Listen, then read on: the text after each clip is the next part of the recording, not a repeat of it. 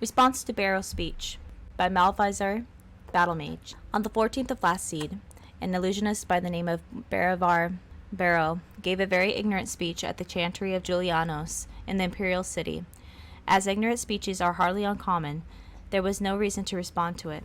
Unfortunately, he has since had the speech privately printed as Bero's speech to the battle mages, and has received some small undeserved attention in academic circles. Let us put his misconceptions to rest. Bero began his lecture with an occasionally factual account of famous battle mages from Zurin Arctis, Tiber Septim's imperial battle mage, to Jagar Tharn, Uriel Septim VII's imperial battle mage.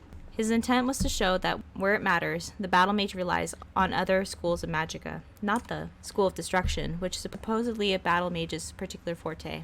Allow me first to dispute these so-called historical facts. Zurin Arctis did not create the golem Numidium by spells of mysticism and conjuration, as Bero alleges. The truth is that we don't know how Numidium was created, or if it was a golem or Atronach in any traditional sense of those words. Uriel V's battle mage, Hethoth, was not an imperial battle mage.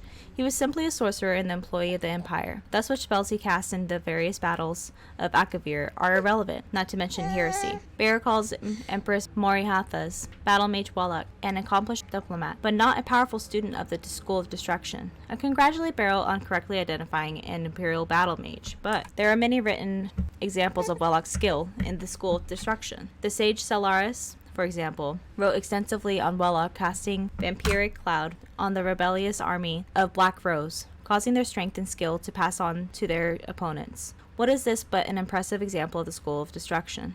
Bero rather pathetically includes Jagar Tharn in his list of underachieving battle mages. To use an insane traitor as an example of rational behavior is an untenable position.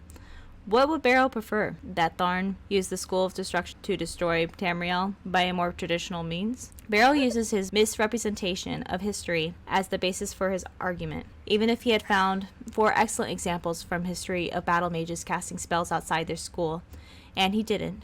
He would only have anecdotal evidence, which isn't enough to support an argument. I could easily find 4 examples of illusionists casting healing spells, or Nightblades teleporting. There is a time and a place for everything. Bero's argument, built on this shaky ground, is that the school of destruction is not a true school. He calls it narrow and shallow, as an avenue of study, and its students impatient with megalomaniac tendencies. How can one respond to this?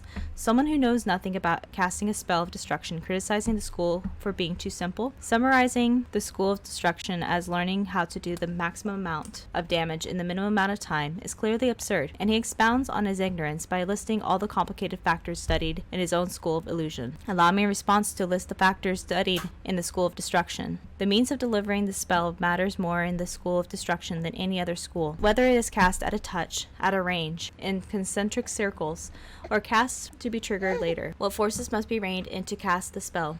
Fire, lightning, or frost? And what are the advantages and dangers of both?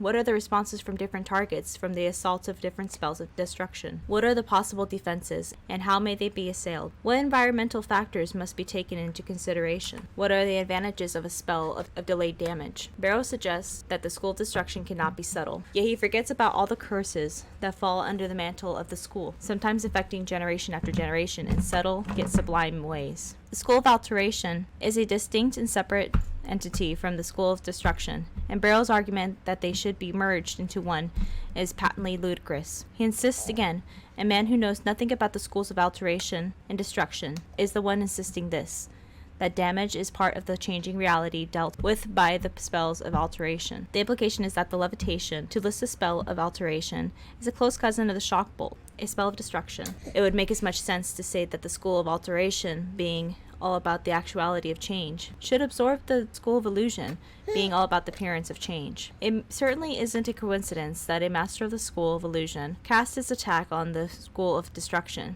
Illusion is, after all about unmasking the truth.